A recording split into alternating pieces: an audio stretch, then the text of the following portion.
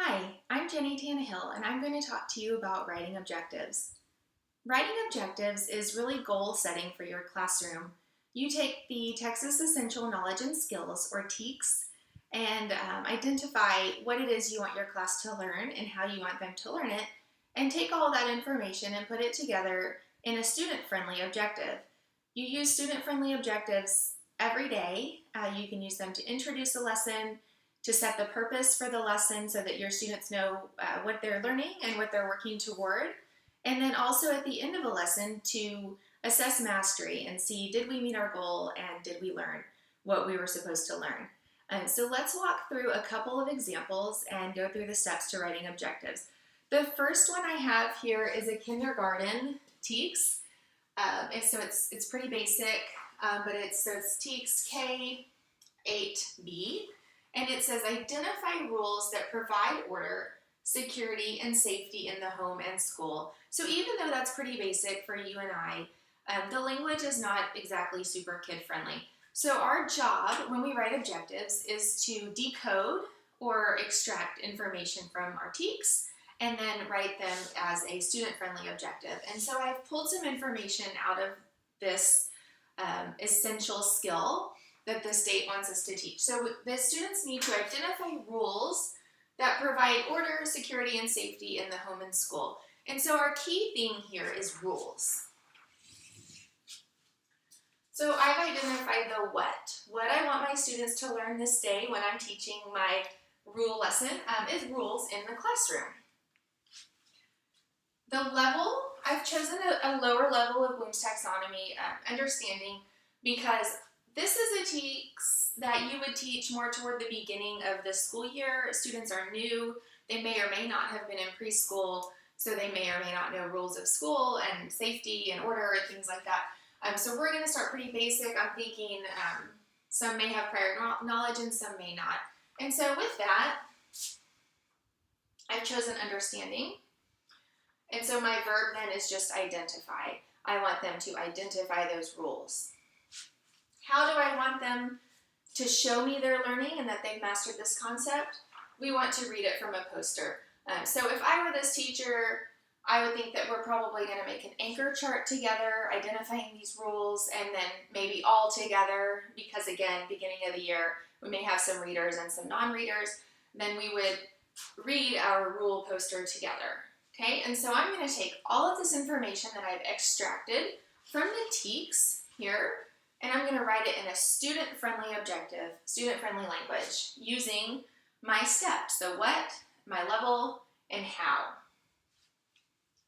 So when you write objectives, you always want to start with students will, or the student will be able to.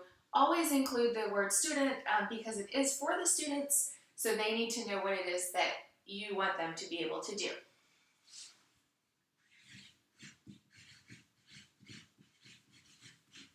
So students will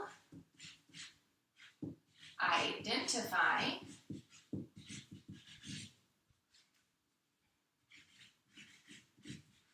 rules in the classroom by reading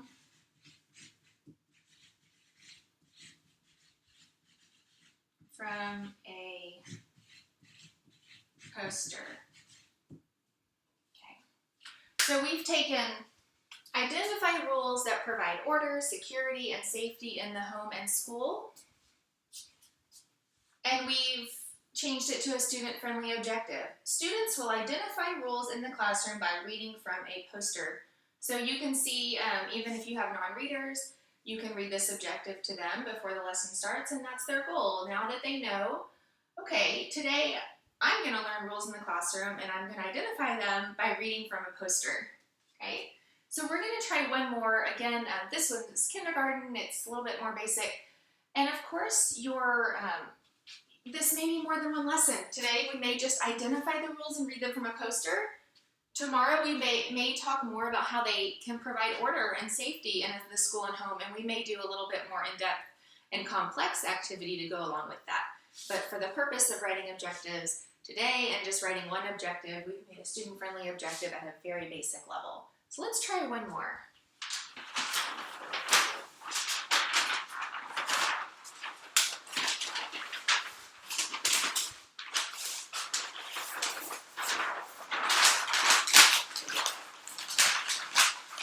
Okay, excuse me.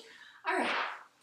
So now we've gone up a little bit. We're using a 4th grade TEKS, and it is, the student understands the origins, similarities, and differences of American Indian groups in Texas and North America before European exploration.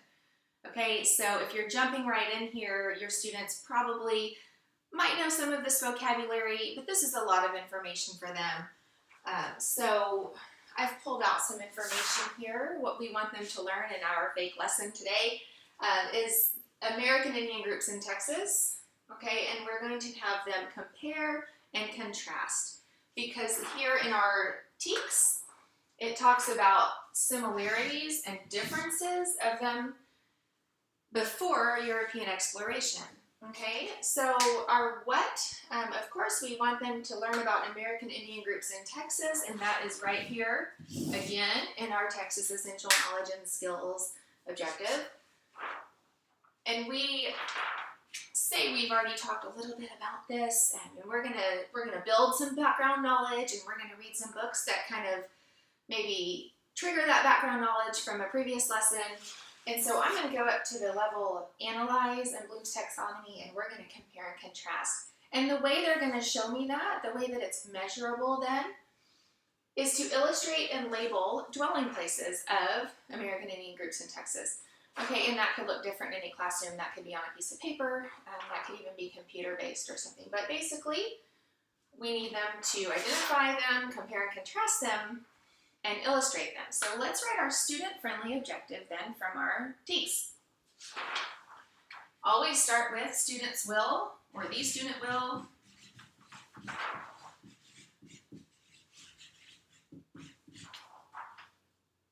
be able to, because I want them to know that they will be able to, at the end of this lesson, they will be able to compare and contrast these groups, and if they can't, then I know I can look at that and think, we need to reteach.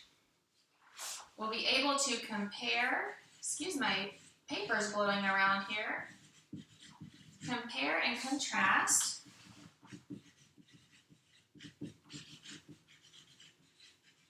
American Indian groups in Texas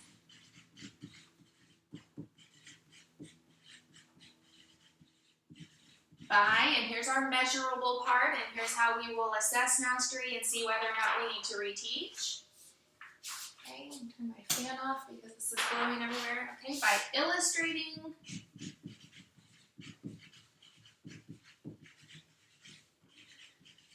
and labeling dwelling places. So I would probably have them choose their American Indian groups before the lesson, before the assessment starts. They're going to pick 2, obviously. We're comparing and contrasting, and so they would draw how they're the same and how they're different, and they would use their labels to show the similarities and differences. So again, we took the student understands the origins, similarities, and differences of American Indian groups in Texas and North America before European exploration.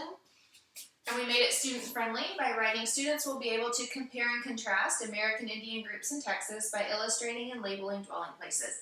So now our students know this is who we're learning about today, and this is how we're going to show our teacher what we've learned, okay? And then again, as a teacher, that's how you can assess. Do I need to reteach? Maybe I just have a select handful of students who maybe need a little bit of a reteach on that or something. So that's writing objectives. You're basically decoding this not so student-friendly and a little bit complex language, and of course as you get up into the higher grades it gets more complex. You're going to decode that, break it down, decide how you want your students to show you that they've learned, and then write it as a student-friendly objective. So this is going to be on your board. Every subject, every lesson, there's an objective. It's on your board. You start with it in the morning. You can refer to it during the lesson, and you should refer to it always during closing. That's something that sometimes we forget.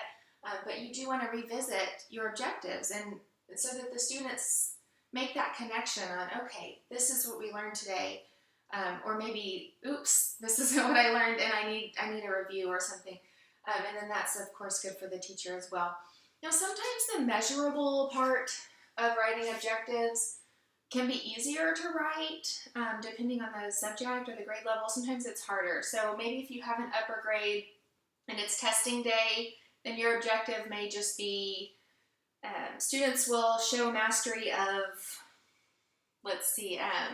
long division by making an 80% or greater on their test. And so the measurable part can be numerical as well sometimes if you're talking about testing or typing, perhaps. Maybe students will type 60 words per minute with 4 or fewer errors. So sometimes the measurable part is a little bit more simple to write, and sometimes it requires that creative thinking, and that's where your flexibility comes in as a teacher. So remember, when you're writing objectives, you need to identify what it is you want your students to learn. You're pulling that from your TEKS. Which level, do you have background knowledge or not? You'll start with the lower levels if there's no background knowledge and you haven't taught this before, and then work your way up. So from there comes your verb, and there's a graphic organizer earlier in the presentation that has some verbs for you on it, and you can always look them up online. And then, of course, you need to decide how you will measure or how their learning will be shown to you as the teacher and how it's observable. Thank you, and happy objective writing.